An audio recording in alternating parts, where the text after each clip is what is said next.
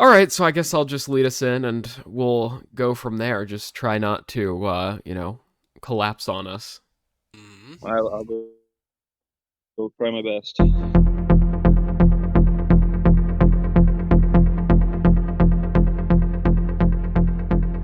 All right, hello everyone, and welcome to the Osint Bunker podcast. I'm Osinttechnical here with Kyle Glenn and Ace Jace. This week is definitely been a busy one. We've seen pretty much Russia, Russia, Russia, Russia, and more Russia.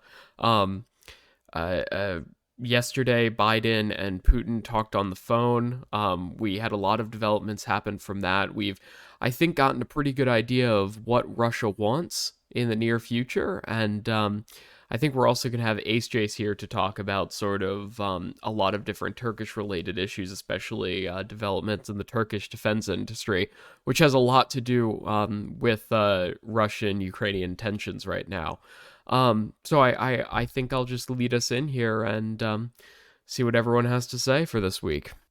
No, okay, Pretty all right. Yeah, much, pretty lead much. us in. Go. Lead us in. Okay, so Lead us in. It's better. I'll just lead us in with the craziness of the past few weeks. So we've seen tensions ratchet up on the Ukrainian Russian border. Russia has moved a bunch of different battalion tactical groups in. Definitely a fairly large portion of Russia's non-reservist force, which has definitely been certainly a development, just because that's a super expensive thing to do, and definitely something that the Russians have spent time trying to do as well. Uh, on top of that, we've seen the Ukrainians make a lot of statements, more to the international press. They seem to be trying to gain favor of people themselves, not just international figures. So that's definitely an interesting thing we've seen. So it's actually resulted in the Ukrainians releasing a lot of tactical intelligence on Russian movement. So it's sort of sorting through that has definitely been difficult.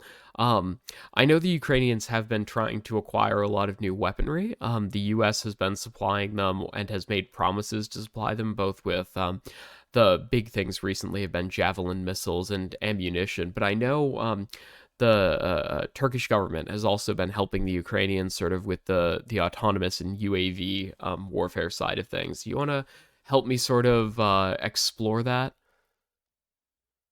Absolutely. The Turkish defense industry currently is making the TB2 UCAS used in many countries like Libya, Kazakhstan, and many more. And now Turkey is trying to help the Ukrainian government with the acquisition of the TB2 UCAS, even building a facility to be locally producing them there. And I'm sure it will be a great asset for the Ukrainian military when it comes to a possible conflict between Ukraine and Russia. Yeah, and I think there have been a lot of questions about sort of how the TB2 would perform in the case of a hot war, sort of, whether or not it can sort of operate in contested airspace, whether or not it can carry out strikes against more heavily armored targets. I think we saw some of that happen in the Nagorno-Karabakh war earlier last year, or sorry, later last year, where TB2s used by Azerbaijan were very effective against sort of a similar Russian-based air defense network in Armenia, but I think that there still remains some questions about how effective the system would be in a very denied airspace environment. Um, so I think that's definitely something we're going to see moving into the future is how effective those TB2s are, because we already know they'll be very effective against enemies like the Russian separatists in eastern Ukraine who don't have dedicated air support. Um, but it's just that question of those sort of vulnerable assets operating in a denied airspace environment. Yeah, that's gonna be like very interesting to see. We are speaking of Russian military, not like some small group who has no air defense systems. And as said, it will be very interesting how it performs and how it could prove itself on the international stage.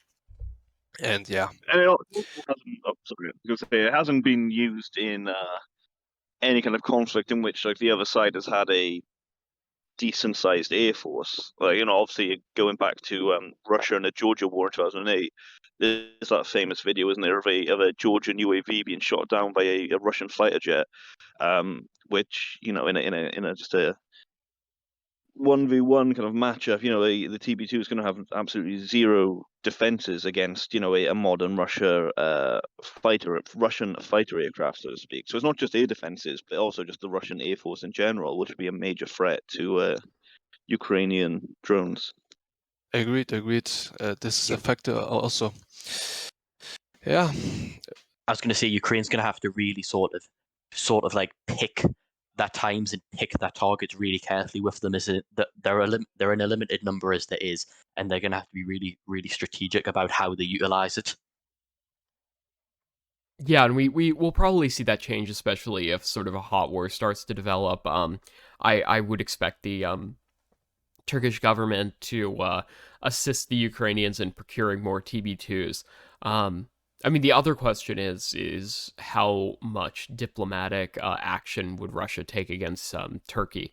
Sort of, what are the vulnerabilities Turkey has to potential Russian influence moving into the future? I know Turkey has definitely positioned itself sort of as an independent power in the region, somewhat independent of both Russia and NATO. Um, so even though they do procure arms systems for Russia and are a member of NATO, but it definitely Turkey serves as sort of an independent power in any sort of conflict between the two sides, though they do have, of course, NATO treaty obligations. But it will definitely be interesting to see sort of how Russia tries to take advantage of that. Absolutely, and most importantly, Putin is not happy that Turkey is even selling drones to Turkey, even to Ukraine, and it cautions Turkey many times that it should not sell anything to Ukraine, even in that stage of possible conflict now. Yeah, it's Ukraine is equal opportunity for pissing everyone off. They'll Absolutely. they'll make the U.S. angry with buying the S-400. They'll make Russia angry with selling TB2s to Ukraine. So I think, yeah, I mean, it's definitely a sort of a very easy way to sort of see how Ukraine or how Turkey has been sort of forging an independent path in the region, probably ever since the 90s at this point. So definitely, certainly an evolution in its role. And I think it shows how worried Russia is about these drones, that they're so, kind of pissed off that Turkey has sold them to Ukraine. I was reading another article recently, not about drones, but about it was a new electronic warfare system that Ukraine has developed, and it's currently the OSE have spotted it a few times on the front in like Donetsk and the Luhansk regions, and there's very little information about it on Google. Like the only mentions are kind of in the kind of Russian like military blogs and stuff like that. And all they do is they just constantly slag it off and say how terrible it is, and it's no good and it won't work and all the rest of it, which can probably take to mean that it's pretty good, and and that's why they're attacking it so much. But yeah, it seems like Russia only seems to kind of take note to what Ukraine is developing or what they're buying when it seems to be something they feel is a genuine threat to them. Yeah, and that's definitely something. I mean, there also is, of course, the performative aspect that Russia takes with everything. So it sometimes is hard to clear through what they actually are angry about, just due to the nature of sort of how they work diplomatically. It's almost similar to China in that usually they're trying to create the situation where they can put pressure on one thing when they really want another thing removed. So it's definitely interesting to see, but they do genuinely seem concerned about the TB2s just because even if a hot war doesn't develop, it's a very important asset for Ukraine to have. conducting airstrikes on Russian separatists would certainly change how sort of they fight, because for the past 6 years now they've just sort of been uh, in various skirmishes and conflicts around that border area, and the Ukrainians having access to standoff strike capability is certainly going to be a massive asset for them. Indeed, and we've seen like 3 months ago, like that Ukraine has first time used the TB2 on separatist groups of Russia with a strike on an artillery strike fight. Yeah, and that's another huge asset they're going to be able to do, because a lot of what the Russian rebel groups do is they shell Ukrainian positions, and the Ukrainians have sort of counter battery capability, but it's not great. But this will absolutely, It would destroy them easily. it will give them the ability to reach out and go into contested space and destroy those Russian separatist, a variety of the artillery pieces they have, and just the ability to sort of target those high value assets as well. And of course, at the end of the day, what are drones really, really good at? They're really, really, really good at targeting commanders, and if the Ukrainians are able to utilize good intel on the ground, they will absolutely be able to target leadership figures in the DPR. So that will definitely be a very dangerous thing for those separatist leaders. And I suppose there's a real risk as well. There's obviously, the use of the TB2 was an escalation on Ukraine's part. I mean, they said that it was used because separatist forces were shelling an area, a Ukrainian soldier was killed, and the separatist shelling was preventing them from, I believe it was preventing them from getting in to retrieve the body, or preventing them from getting it to provide aid to like those soldiers. So they used the drone to destroy the artillery piece that was shelling them. Which obviously it was an escalation on Ukraine's part, and I suppose the danger is if Russia themselves start supplying like armed UAVs to the separatists. Obviously, they've given them all antennas which aren't armed.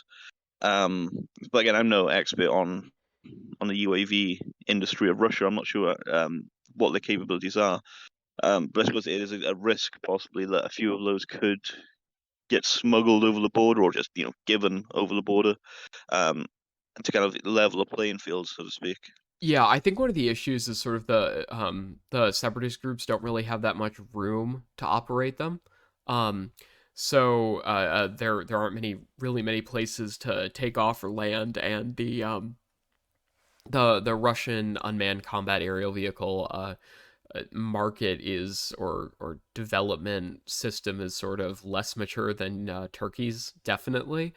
Um, I don't really see that becoming a big risk. Maybe it would be Russian drones operated from inside of Russia with sort of this sort of plausible deniability veil that Russia has always had, though that could fall apart really quickly. Um, it's just I really don't think the separatist groups would really have the ability to operate those, or any sort of larger drone with offensive capabilities. No, that's a good point. And as far as the deniability goes, I think Russia has cared less and less about that over the years. I mean, again, if you look at like the OFC reports, occasionally, a system will pop up, or they've spotted, which was never, sold to Ukraine. The narrative Russia has always pushed is all of the weapons and uh, systems that the separatists have were captured from Ukrainian stockpiles. And then occasionally, you'll see I believe it was like an upgrade of the BM-21 Grad's multiple rocket system. And it wasn't anything significant. I believe it was just like the kind of chassis it was based on was kind of upgraded, but it was never sold to Ukraine, and they keep popping up in in the Donbass region, and there's only one way. Obviously it's getting there. As well, you see other things like they've got like battlefield radar and Oh yeah, again and high dual level surface antenna. to air missile systems. Oh yeah. Yeah, which is, definitely something that people didn't exactly expect them to have. Um, just because it's a fairly aggressive system to have. Of course, the Buck M1 is not something that was just lying around in the region. No, I mean Ukraine did have them, but yeah, they definitely didn't just walk into a random military base and stroll out with it. That obviously wasn't what happened. Um, and And it of speaking of the course relies a high level of technical proficiency as well to operate. oh yeah, of course, yeah. Again, that was the other Russian narrative, wasn't it? That these weren't professional soldiers; they were just kind of pissed off locals, who had taken up arms against an oppressive state. Obviously, well, that was Russia's narrative. And yeah, you can't just operate these systems with a bit of luck and Google. Um, but speaking of the book, and speaking of the Russian build-up as well, there was that recent video that came out in the last couple of hours, from Ukraine's northern border, which it was kind of like a staging ground, a few hundred kilometers, or even less than that, from the Ukrainian border, that had Buck missile systems, and also more concerningly, a bunch of additional missiles as well. Trucks kind of loaded with 4 or 5 additional missiles for these systems, which I don't remember seeing back in March, April during the last build-up.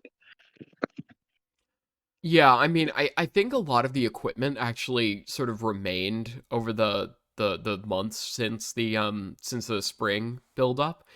So a lot of the stuff that we've seen, there or during that build up, like the, toss flamethrowers and various artillery systems, and I believe a new S400 or maybe an S300 PMU battery, those were all deployed, and we did not see evidence that they were removed. So there is that possibility that we're seeing that a lot of the equipment was moved to the region and sort of pre-placed there, combined with this new buildup we're seeing of both supplies and men. So it's just we are getting to that point where Russia, especially with the number of battalion tactical groups they've deployed into the area, are sort of massing enough troops to make a serious push into Ukraine. Um, and of course, that concern has been reflected by Ukrainian intelligence, U.S. intelligence, and I believe at this point European intelligence, which has always sort of been skeptical on a lot of these things. So it's sort of this entire narrative is coming together, and then throw in what the Russians have been saying over the past few weeks of we just want Ukraine to not become a member of NATO. We want promises from NATO of no more Eastern expansion. This is definitely something that Russia has a reason to be doing. The real question at this point is, will they go through it? And if this isn't the real reason, and that is a potential, what is the real reason? Are they trying to put economic pressure on Ukraine? Are they trying to make it harder for the Ukrainian state to exist? So it's sort of going on and on and on, and trying to figure out this Russian motivation. And I guess you could say it's your good old Mastroika. There's a mask that you don't know what the Russians are really trying to do. Even if they're being clear about something, they're probably lying at the end of the day, and there's probably some different reason for what they're doing.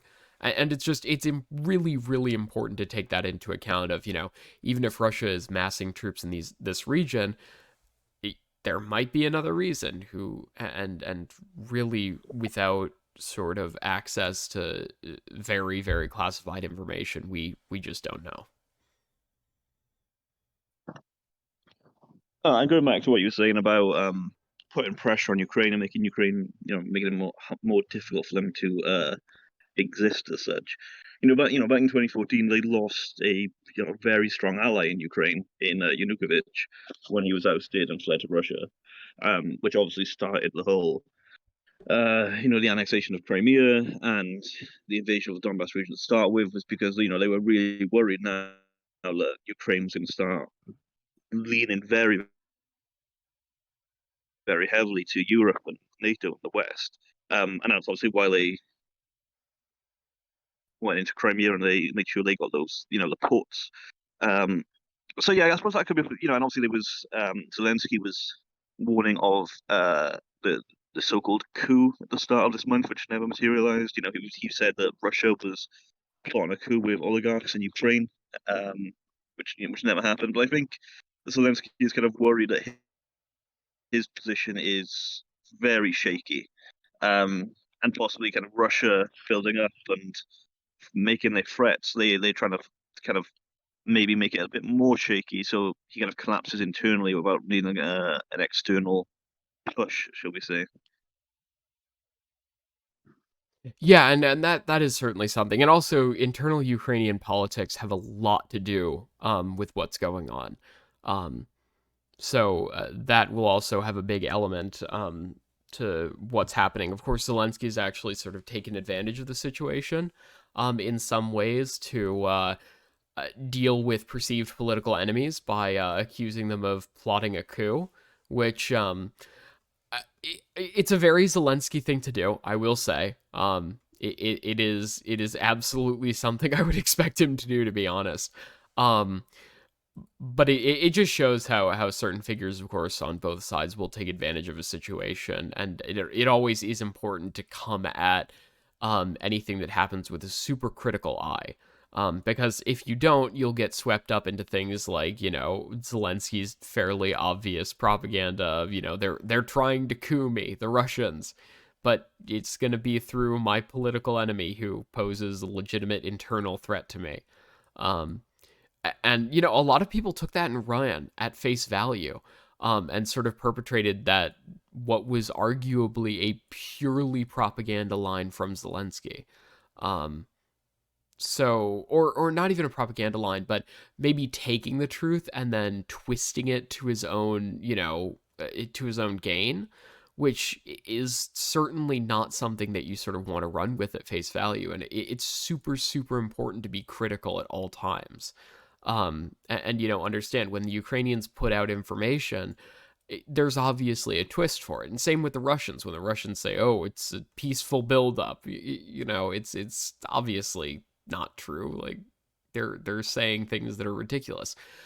But it goes back to that importance of looking at things with a critical view, um, and backing things up with facts and information. And that's the most important thing that anyone can do.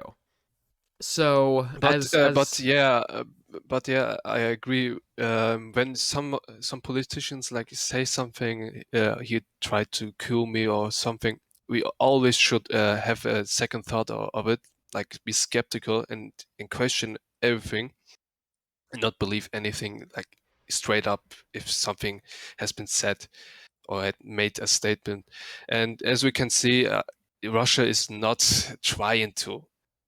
When someone says that, like how over 150,000 troops has been amassed on the borders. Even Belarus has some Russian troops, as I know, or will actually join up to invade Ukraine, and it's something we need to watch.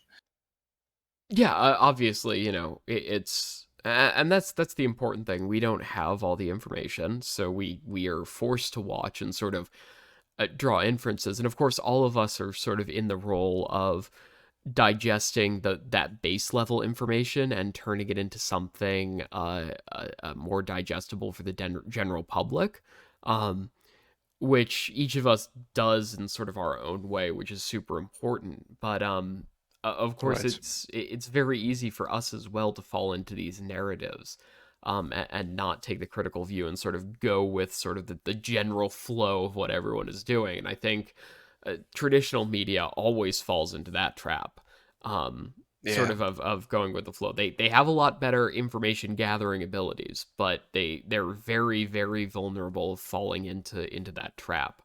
Um, and that's definitely something to remember. But it's something that we're able to sort of keep ahead of, I guess, and sort of have that self-critical view and that self-critical opinion all the time, which again super important.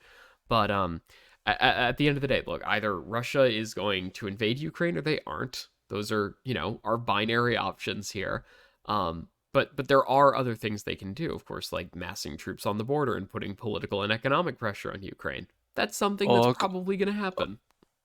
Probably, and cause possibly an internal conflict inside politically. Force Ukraine to distance themselves from Turkey. That's also a possibility. For example, or EU in general. Anything's possible. Yeah, and even putting, both economic pressure and political pressure on Turkey as well, in order for Turkey to distance themselves from Ukraine. It's just there's, they obviously have things they do not like about the Turkish Ukrainian relationship, and they will sort of do a lot to separate the two countries. That's something that they've made pretty clear that they're going to try to do. And so that's obvious. Yeah, the question at this point is, what do they do to do that? We've sort of seen a lot of things, and I think actually, sort of when Putin says he's afraid of NATO expanding to the east, there are two lines of thinking behind that. There's the fear of Ukraine, joining the traditional NATO body and sort of becoming this thorn in Russia's underbelly. With this sort of massive new NATO border next to them. But it's also the more direct recent relationship between Turkey, which is a NATO country, and Ukraine, which is sort of that second part of that NATO-Ukrainian relationship, which is arguably much more direct than other countries in NATO have been with Ukraine. So there is sort of, I believe, this sort of twofold thinking behind what Putin is saying when he complains about that NATO Ukrainian relationship. Is there's the traditional Western European NATO Ukrainian relationship, and then there's that what has been very valuable to Ukraine Turkish Ukrainian relationship. It's very beneficial when it comes to defense and economic aspects of it. And when we look at Turkey, Turkey is the second largest army in NATO, one of the most capable in the alliance. Absolutely. That's why Russia is like a little bit afraid. Like anything can happen, and we have many differences, like in Armenia, Karabakh, Azerbaijan, Libya, where Wagner forces are present. Where else? And many places. That's why. Syria, which has been, I think. Pardon? Syria, or Syria is sort of, I guess in a way, Syria is Turkey's, Ukraine, or yeah, it's sort of this area where you have a lot of gray zones in the conflict, and of course Turkey occupies territory in Syria right now, and Russia backs groups that are fairly opposed to Turkey as well. So it's just again, it's Turkey is right now the front line of what wars have become between NATO and Russia, is sort of this very, very gray zone. Not the publication; they're an absolute rag. Yeah. Utter absolutely trash. Absolutely. But I think we should move on at this point. And talk about, I guess, stuff that isn't Russia, because that's basically all we've been talking about for the last 2 weeks, and probably has some people just slightly annoyed at us, because that. So the F-35 that crashed into the Mediterranean, that has been recovered finally, thankfully. Oh man. And of course the other part of that equation is the sailor on the Queen Elizabeth who leaked said F-35 footage has been removed, I believe. I don't know. He was flown. He's been flown off the ship and he's been arrested. Gotcha. Okay. And is there any news where he was arrested? Was he taken to Gibraltar, or? No, honestly, not a. There's nothing that's gone out about so far other than that he's no longer on the ship and he was arrested. Gotcha. Yeah, and we'll see. Obviously, I would expect an MOD investigation into how, why, I guess, who would be one of the important ones, because that was definitely some very sensitive footage to leak. And especially an F-35 fighter jet like this, it shouldn't be out there. Yeah. I mean, unless it's granted. it Unless clarified a lot of things about the crash that we didn't know, but just definitely not a yeah. Just definitely a subpar thing to be yeah, putting out It there. I brings up the thought like I was going to say it brings up a problem within the UK F-35 fleet that we simply don't have enough of them, because the one that went down was one of the latest production versions of the aircraft, which meant it would have had cheaper upgrade costs than the older ones. Yeah. Well, So it's good made the loss news. even more. I mean, the good news is that, the US is producing them fairly quickly at this point. I think our yearly F-35 production numbers, let me actually check real quick what we are up to. I know most of them are dedicated for the A, but we are we're now at 156 per year. So Lockheed Martin is definitely sort of ramping up that production, which is good. 2020 or 2021, the goal was 133, or the production was 133 to 139, and they're shooting for 156 by next year. So I think the UK should see a replacement fairly quickly, or they might, due to the Well, importance. I was going to say, well, will be the new deliveries of the aircraft of the existing orders will be coming, but as for actually replacing that individual one, it's just realistically not going to happen. True, or the U.S. will adequately view the importance of keeping the UK fleet fully equipped and potentially more move them up the line for a replacement B model, which is certainly a possibility. Though I assume if that happens, UK Defense Journal will be one of the first to report it.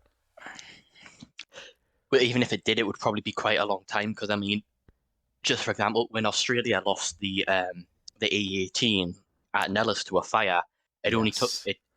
it only took eventually got around ordering a replacement only a few months ago. So Yeah, granted that is an ungodly low production jet, so there's definitely there's a bit more involved in that. There's certainly less than 150 being produced per year for the EA-18. yeah, And I'm pretty sure that whatever happens with the F-35, well, one, the RAF will have to operate without it.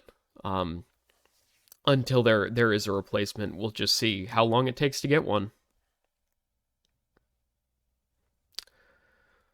well, it'll probably come within a while. Because the initial commitment's 48 aircraft, with possibly going 60 to 70-ish.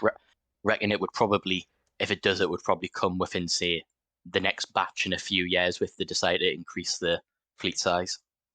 Yeah, and that will certainly be something to watch for, and we'll see if it gets replaced. We'll see if it gets replaced in the next tranche of deliveries. But at this point, the Fleet Air Arm is certainly just slightly lower on aircraft at this point. Though losing only one on something like the first CSG-21 deployment, they almost made it home without any losses, but almost is close enough, right?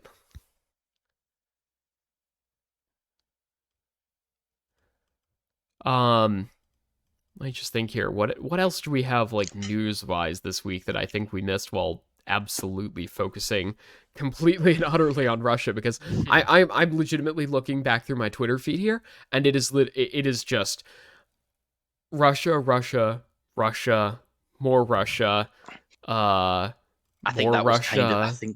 I think it kind of dominated every element of the news. Yeah. I yeah. just it's.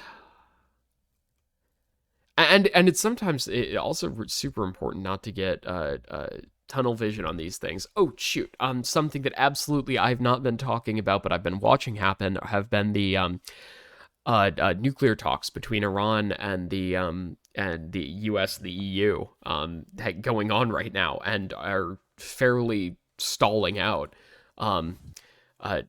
Fairly quickly. Iran wants some promises that I don't think the U.S. is prepared to do yet. which is definitely causing the Israelis some pain. We've seen them sort of start to practice for a larger scale strike on Iranian nuclear facilities. So we saw, I believe, they're planning a large scale simulated strike in the Mediterranean starting early next year. So they're going to simulate a strike like that. And at this point, I think the major thing is, one, the Iranians are on super high alert. We saw them accidentally fire I believe it was a Tor missile at an imagined target, just because they're on such a high state of alert by Natanz nuclear research facility. And the Israelis have made it fairly clear, if a deal is not, if a comprehensive nuclear deal is not reached in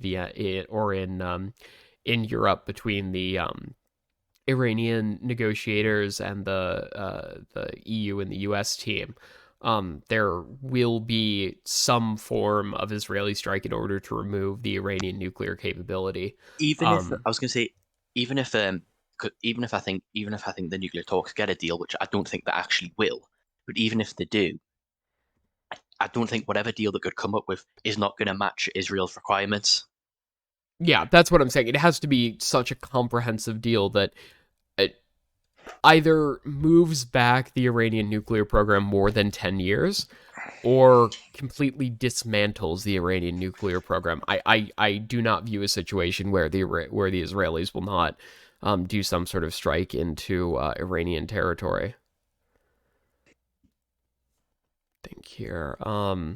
So that's sort of just an inevitability. That's not even really a question at this point. It's the Iranians lose their nuclear program in one of two ways, either through some form of diplomacy, or the Israelis decide to remove it by force.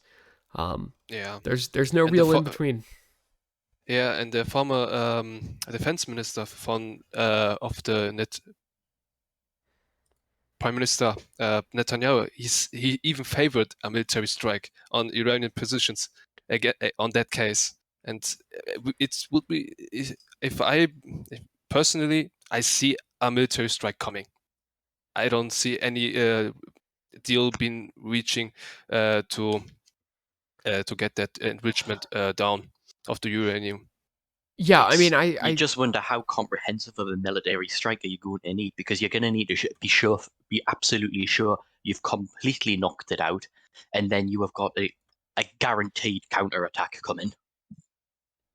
Yeah. Well, and I think the question is, the Israelis there is sort of this ingrained element, and I think we talked about this last time we had an Israeli on the podcast, was there's sort of this ingrained element of cultural fear over some sort of nuclear strike on the Israeli proper. It is this very, very massive fear in Israeli culture of something like that, and it's sort of been ingrained. So I believe that as long as that fear exists, they will not accept Iran having nuclear weapons that could affect them.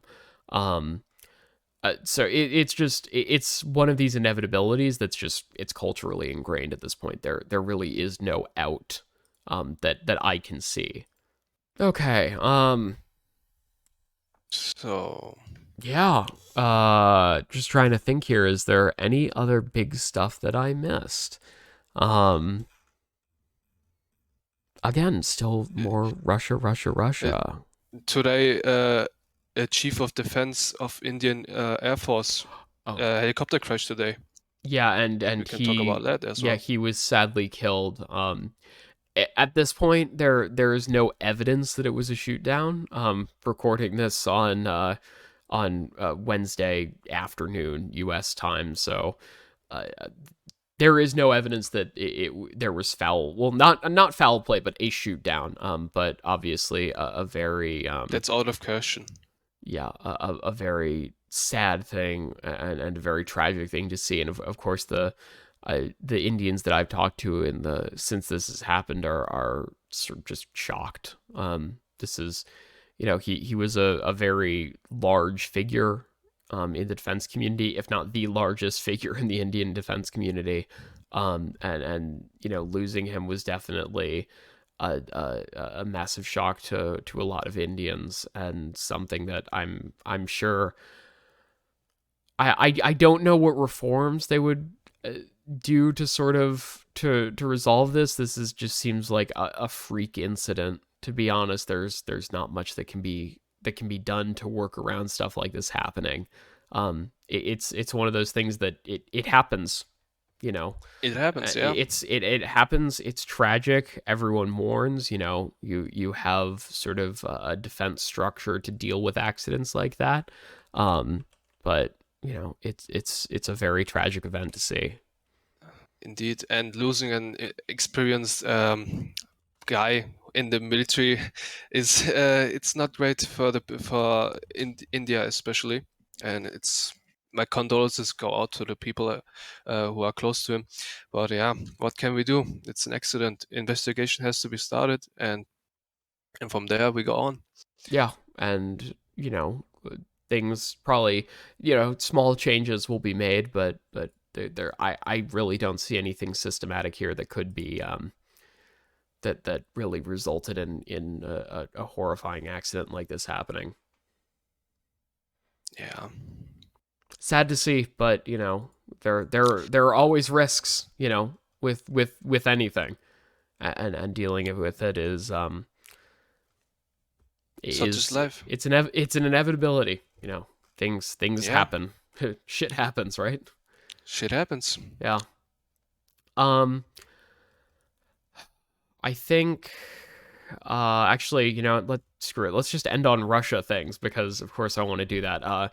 Posted above is a clip of the first real images of Ukrainian troops with US supplied Javelin missile systems. So of course the Javelin system is a new one to see in Ukrainian hands.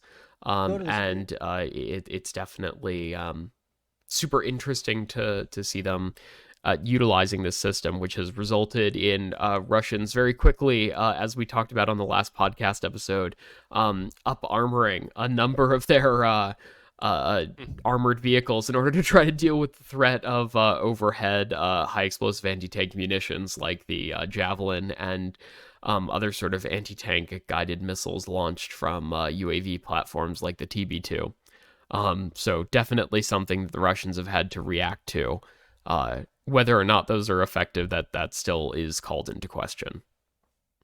Yeah, and if I'm not wrong, I've seen Russian main battle tanks having like an armor on the turret against javelins or any bombs that get dropped on the tanks. Did you see that? Yeah, it's the add-on cage armor that goes on top. It's very unique. Well, it's not unique. Obviously, we've seen armor like that used before, but it's primarily been skirted around a tank turret or around the sides of a tank to protect from stuff like RPGs or more flat-fired anti-tank weapons. But with the advent of top attack munitions, of course, top attack defense is necessary. And Russian tanks are definitely vulnerable on the top side to munitions like that. So without added ERA systems, basically just Sergei gets out the welder and goes to town. Right. Makes a bird cage. Absolutely. Make a bird cage and hope that it's a badly fused weapon. Yeah. And on that note, thank you everyone for listening to the podcast this week. Thank you. Great to have you. We are currently on a weird release schedule just due to everything that's happening. So expect us, as we sort of move into the end of this month and into the new year, to be back on a more normal Monday release schedule. So we look forward to seeing that happen as well. It's always weird for us to be recording on off days. And thank you so much. This has been the Osint Bunker in collaboration with UK Defense Journal. We hope to see you next time. Bye-bye.